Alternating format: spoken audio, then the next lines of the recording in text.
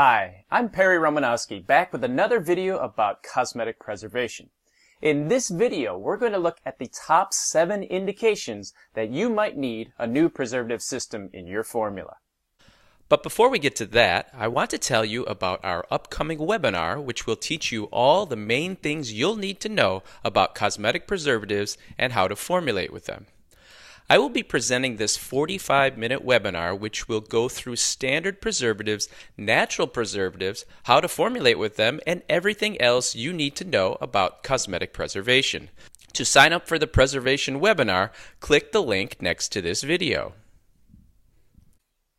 Alright, let's get back to our topic. How do you know when you need a new preservation system?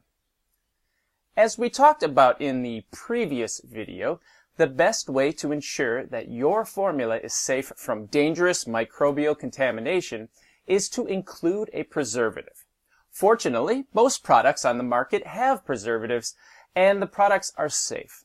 But sometimes preservation systems fail, and unfortunately, if it fails when the product is on the market, it can put your consumers at risk, not to mention leading to expensive product recalls. It seems more and more products are being recalled due to microbial contamination. It's a little scary. But as a formulator, you can prevent this. You just have to recognize the signs that you might have a preservation problem. Here are 7 signs you might need to change your preservation system. Number 1, it fails a contamination test. No matter where or how you make your cosmetic formulas, you should always test it to ensure that it is not contaminated. This should be done soon after you make the batch and before it goes out for sale. It's easy for batches to get contaminated since microbes are everywhere, and if your preservation system isn't strong enough to stop contamination, then you're going to need a stronger system. Number 2, your product fails a preservation efficacy test. While contamination testing is crucial, so is a preservative efficacy test, or a PET. This test will demonstrate whether your preservative system continues to work over time. If your formula fails a PET, then you'll need a better system.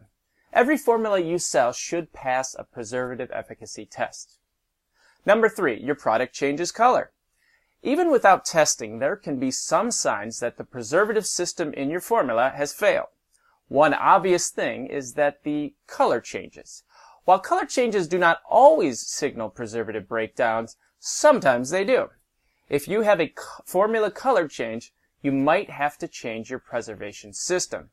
You certainly should test for that if you see some sort of change.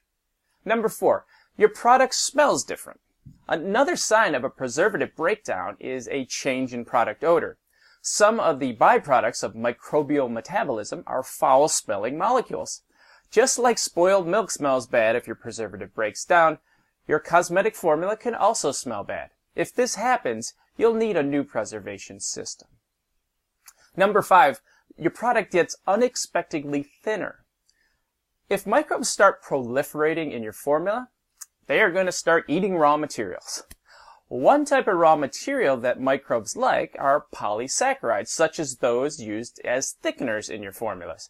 So if your product gets unexpectedly thin over time, that could mean your preservation system has failed and you'll need to reformulate with a better system.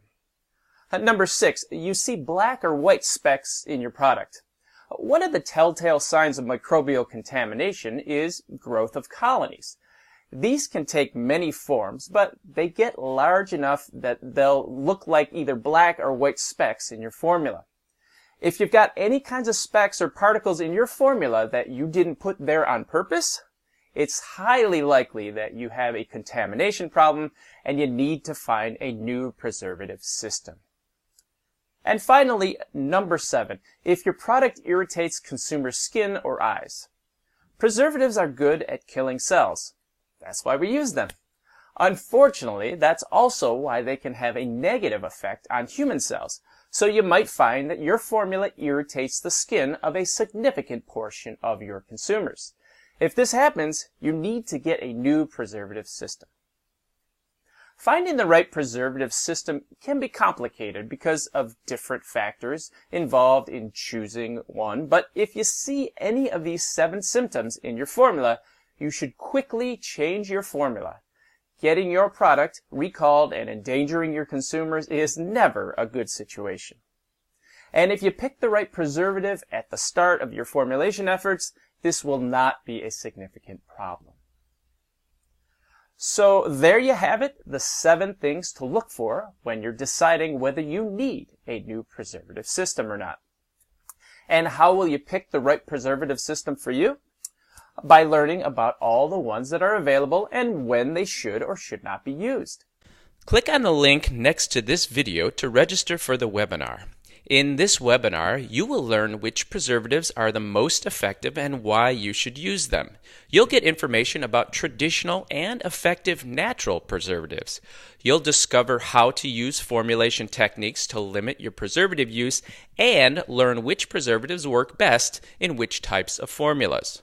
Plus, you'll get to ask your own questions before and during the webinar. And as a special bonus, you'll get a list of dozens of the most popular preservatives and blends with their trade names, regulatory status, use levels, and range of effectiveness. This will be a guide you will continue to reference over and over during your formulation. So click on the link next to this video to register for the Preservative webinar. Thanks again for watching. I hope you found this information valuable. I'm Perry Romanowski, and I'll look forward to seeing you in the next video.